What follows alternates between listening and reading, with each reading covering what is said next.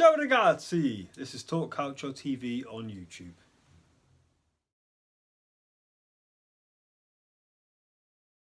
Buonasera a tutti, welcome to this episode of Talk Calcio TV, where we are previewing the Champions League tie tomorrow in the last 16, that is Roma, the GialloRossi, hosting Ukrainian side Shakhtar Donetsk, the Miners, at the Stadio Olimpico. As you know, Roma must overturn a 2-1 deficit from the first leg, having led thanks to Cengiz Ünder. Goals in the second half from Ferrer and a wondrous free kick from Brazilian Fred turned the tie in the Ukrainians' favour. It could have been more had it not been for Brazilian goalkeeper Alisson. So Roma are looking to reach the last 8 of the Champions League for the first time in 10 years, of course, when they knocked out Real Madrid. Doesn't time fly? So a brief rundown on both teams' history in the last 16 of the Champions League. Roma's record reads 1-2 but lost 3. They eliminated, of course, Lyon in 2007. 1 year later, they eliminated Real Madrid in 2008. On both occasions, when they reached the last 8 of the competition, they've been eliminated by Manchester United. Of course, there was a 7-1 in 2007. And then a year later, it was 3-0 aggregate, and Manchester United, the Red Devils, went on to win the competition.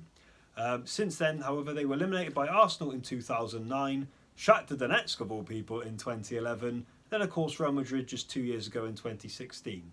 Shakhtar Donetsk, on the other hand, since that 2011 win over Roma, they haven't had much luck either.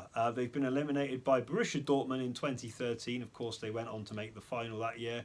And then they were eliminated by Bayern Munich in 2015. Of course, there was a 7-0 away defeat in the Allianz Arena in Munich, which I'm sure many Shakhtar fans would rather forget.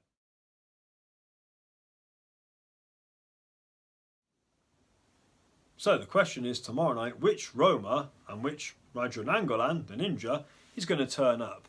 Now, of course, we were at the Stadio Olimpico just a couple of weeks ago now, doesn't time fly, when they lost 2-0 at home to the Rossoneri in what was a very bad, poor display from the GialloRossi. You know, they didn't get going that night. The atmosphere at the end of the game, as you know, was poison. You've probably seen the video. It's probably been viewed a few times now. But then, of course, just 1 week later, they went away to Napoli, beat them 4-2 at the Stadio San Paolo, ended their 10-match unbeaten run. Then, of course, on Friday against Torino, first half they were very poor. It was somehow 0-0. Of course, Belotti did miss a chance, and it could have been a different game otherwise. But then Di Francesco said he had to change the tactics and change the system at half-time. It definitely worked because they come out a completely different team, winning 3-0. And, of course, in the Champions League this year, they've been great to watch, of course. With a group of Atletico Madrid and Chelsea, none of us gave them any hope of even getting through, let alone topping the group. I think that 3-0 win against Chelsea at the Olimpico was something else. So, you know, there was reasons to be optimistic back then. After that, though, their form tailed off in the league. Come December, they didn't win for 7 games.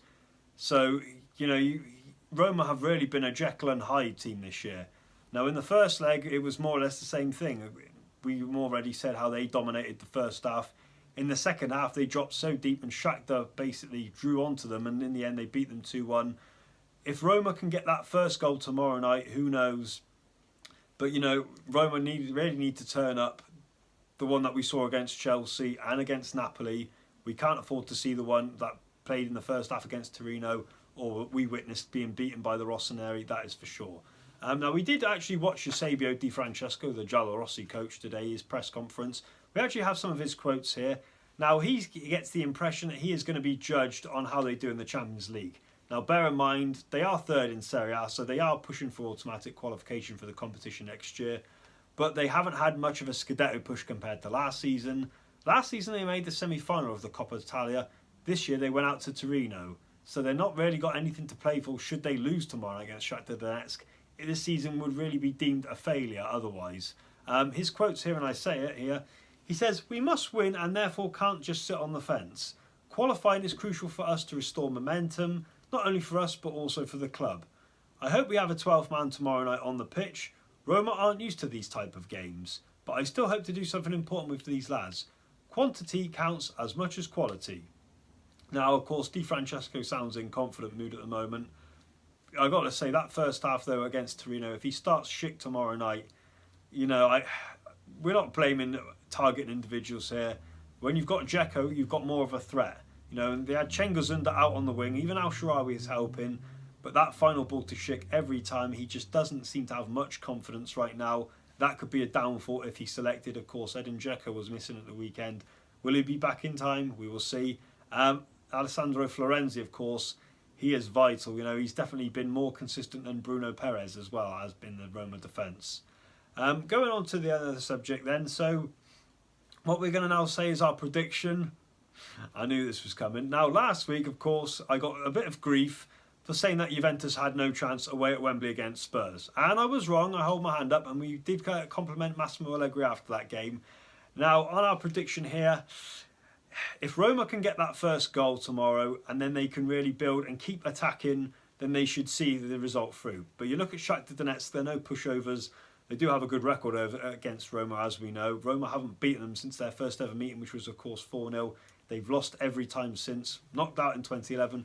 But you look at their Brazilian, the likes of Bernard, Fred, you know, they've just got so many. It was like Roma playing Brazil last time, you know. They have got quality in abundance. I'm sure come the summer, a lot of those Shakhtar Donetsk players will be poached, as well as maybe some Roma ones, but that's another story.